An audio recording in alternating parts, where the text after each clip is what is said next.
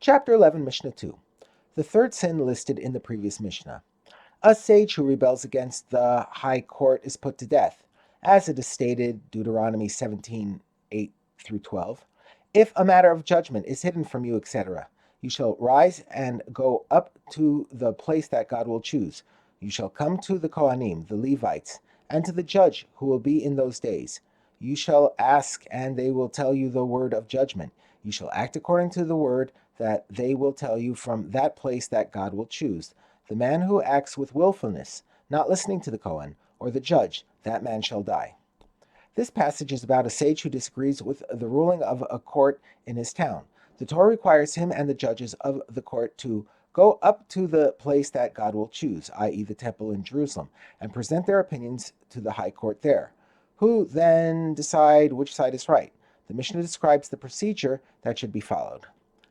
There were 3 courts there in Jerusalem. One would sit at the entrance to the Temple Mount, one would sit at the entrance to the temple courtyard, and one would sit in the chamber of hewn stone, which was partly in the courtyard itself. When a sage and his local court disagree, they first come to the court at the entrance to the Temple Mount. And the sage says, "This is what I taught the public, and this is what my colleagues taught the public." Or, "This is what I taught my students, and this is what my colleagues taught their students." Or if they, i.e., the judges at the entrance to the Temple Mount, had heard the relevant law from their teachers, they tell it to them. But if they had not heard the law, they, i.e., the sage and the judges of his local court, come to those judges who sit at the entrance of the courtyard. And the sage says, "This is what I taught the public, and this is what my colleagues taught the public." Or, "This is what I taught my students, and this is what my colleagues taught their students." If they, i.e., the judges at the entrance to the courtyard, had heard the relevant law from their teachers, they tell it to them.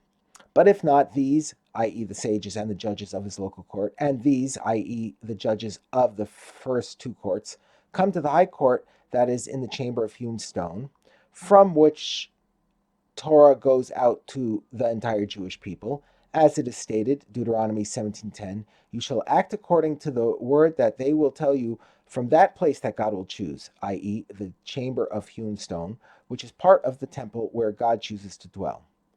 Once the high court rules on the matter, their decision must be accepted by everyone. The Mishnah teaches what happens if the sage refuses to accept the high court's ruling. If he returns to his town and learns and teaches as he did before, i.e., he does not change his opinion even though the high court had ruled against him, but he does not tell anyone to follow his opinion, he is not liable to the death penalty. However, if he did instruct someone to act according to his opinion, he is liable to the death penalty. As it is stated, verse 12 there, "The man who acts with willfulness, that man shall die." By stating acts with willfulness, the verse teaches that he is not liable unless he instructs someone to act. Another law about a sage who rebels. If a student who is not qualified to be a judge goes through the procedure described above and rejects the ruling of the high court and instructed someone to act according to his own opinion, he is not liable to the death penalty. Only a qualified judge is put to death for this sin. It emerges that the added seriousness of a sin in that